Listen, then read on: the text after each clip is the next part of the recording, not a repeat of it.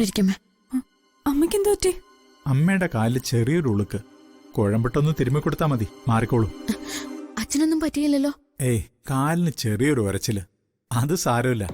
അച്ഛാ, ഇവിടെ രംഗം കഴിഞ്ഞ് നിൽക്ക. ഇത് കണ്ടില്ല ഇവളെ നെറ്റി? അയ്യോ, എന്തു പറ്റി? ആ ക്രിക്കറ്റ് കളിക്കുന്ന പിള്ളേരില്ലേ, അവന്മാര് കല്ലെടുത്തെറിഞ്ഞതാ. ഓ, ശ്ശോ.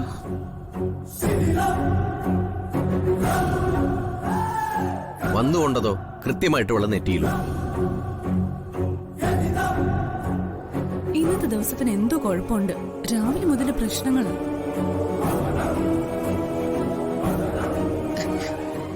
ഇങ്ങനെ സംഭവിക്കുന്നതിന് എന്തെങ്കിലും കാരണമുണ്ടാവും. മനോജിനോട് ചോദിച്ചാൽ അറിയാം. എനിക്കെങ്ങനെ അറിയാനാ? അതെ, പറഞ്ഞു പറഞ്ഞു വലുതാക്കാനാണെങ്കിൽ ഏത് കാര്യം അങ്ങ് മേലോട്ട് മേലോട്ട് പോകും. അതല്ല, ഇത്രയല്ലേ പറ്റുള്ളൂ എന്ന് കരുതി മറക്കാൻ തയ്യാറാണെങ്കിൽ ഇത് ഇവിടെ തീർന്നു. ഇതിലേതാ വേണ്ടേ?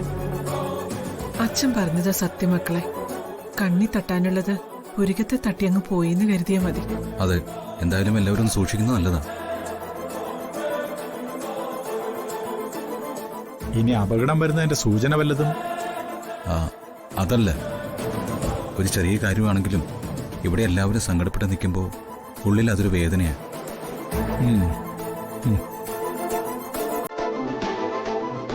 ആ, എന്തായാലും ഈ ചർച്ച നമുക്ക് അവസാനിപ്പിച്ചേക്കാം. മോളെ ഹരിതേ, നീ ഒരു ചായ ഇട്ടെ. ഞാനോ? അവൾക്ക് വയ്യാതിരിക്കയല്ലേ? ചെറിയൊരു അപകടത്തിൽപ്പെട്ടവർക്ക് ചില അവകാശങ്ങളൊക്കെ ഉണ്ട്. അത് നടക്കട്ടെ.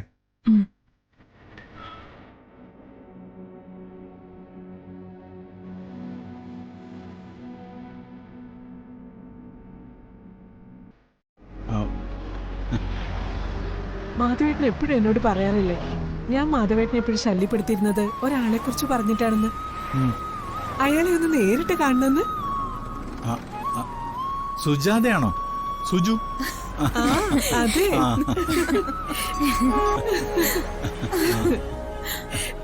സുജാതെ, കല്യാണം കഴിഞ്ഞ അന്ന് മുതൽ ഞാൻ കേൾക്കുന്നതാ ഇയാളുടെ കുറെ വീരവാദങ്ങള്.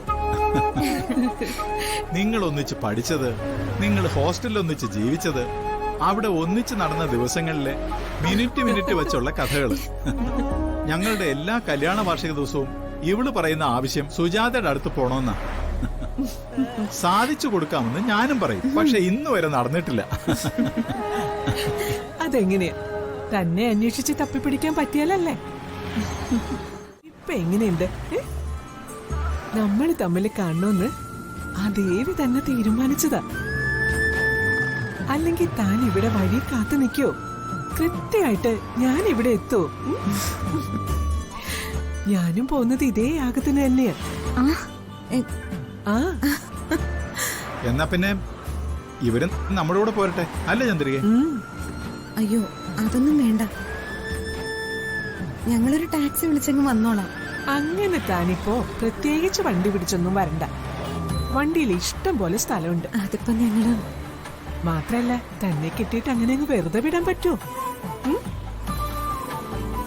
മക്കളെ, നിങ്ങളൊക്കെ വന്നേ, നമുക്ക് വണ്ടിയിലിരുന്ന് വിശദമായിട്ട് പരിചയപ്പെടാം. എന്താടോ താൻ പോയി ഫുൾ ടൈം ഇവിടെ ഉണ്ടല്ലോ? അത് സാർ, അവരൊരു പ്രൊഡക്റ്റിന്റെ കാര്യം പറഞ്ഞിരുന്നു. ഞാനിന്ന് രാത്രി തന്നെ എത്തിക്കാമെന്നും പറഞ്ഞിരുന്നു. പക്ഷെ ബെല്ലടിച്ച് നോക്കിയപ്പോ അവിടെ ആരുമില്ല. അമ്മാവാ, ഈ ടീച്ചറൊക്കെ എവിടെ പോയെന്നറിയോ? എനിക്കെങ്ങനെ അറിയേ? സന്ധ്യക്ക് നോക്കിയപ്പോഴേ ആരെയും കണ്ടില്ലായിരുന്നു.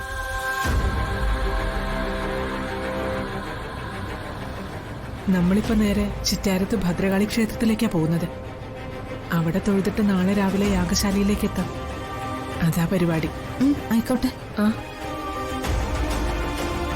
താൻ വേണമെങ്കിൽ ആ പ്രോഡക്റ്റ് ഇവിടെ വെച്ചിട്ട് പോകും, ഞാൻ കൊടുത്തോളാം. അല്ല സാർ, ഡെമോ കാണിക്കണ്ടേ? എന്നാ ഞാനൊന്ന് വിളിച്ചു നോക്കട്ടെ.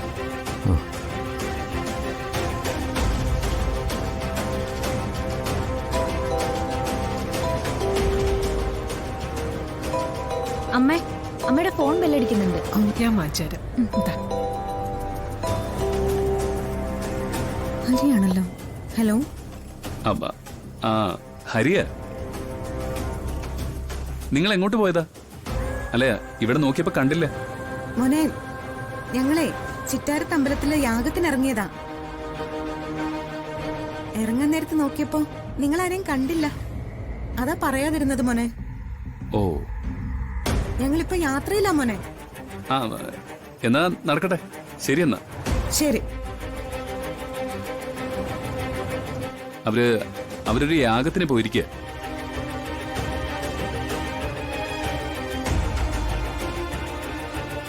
ഇനിയിപ്പോ 2 ദിവസം കഴിഞ്ഞിട്ടേ മടങ്ങും. ഈ യാഗം നടക്കുന്നത് എവിടെയാണ് സാർ? അപ്പൊ എന്തിനാ ഈ പ്രോഡക്റ്റും കൊണ്ട് താൻ അങ്ങോട്ട് പോകാൻ പോകണം? അയ്യോ അല്ല, കേട്ടപ്പോ ഒരു കൗതുകം തോന്നി, ആ അതുകൊണ്ട് ചോദിച്ചതാ. ഈ യാഗമൊക്കെ അങ്ങനെ എല്ലായിടത്തും നടക്കാറില്ലല്ലോ.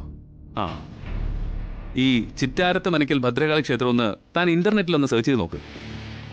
ആ, ഡീറ്റെയിൽ ഒക്കെ അതിലുണ്ടാവും. ഓ, ആ, പിന്നെ ദൈവകാര്യവും ഡീറ്റെയിൽ ഒക്കെ ചോദിക്കാനുണ്ടെങ്കിലേ അമ്മാവനോട് ചോദിച്ചാൽ മതി. ഓ ഓ ശരി, ഞാനെന്നാ ഇറങ്ങാം. അല്ല, മോൻ കയറി വന്നിരുന്നാ ഒരു കാപ്പ് കുടിച്ചിട്ട് പോവാ. ആ, അല്ല വേണ്ട സാർ, ശരിയെന്ന്. ഓ ആ, സൂക്ഷിച്ചു പോണേ, രാത്രിയാണ്.